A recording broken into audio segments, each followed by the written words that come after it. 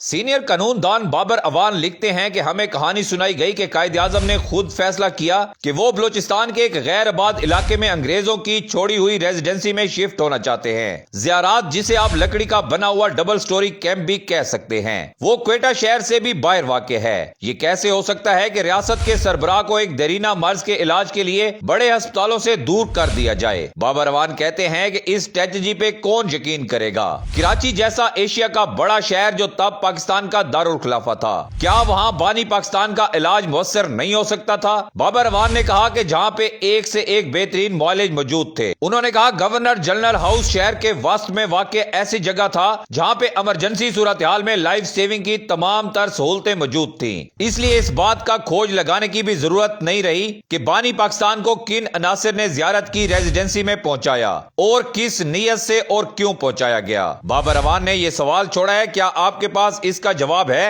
اگر آپ کے پاس اس کا جواب ہے تو کمنٹ سیکشن میں اپنی رائے کا اظہار ضرور کریں۔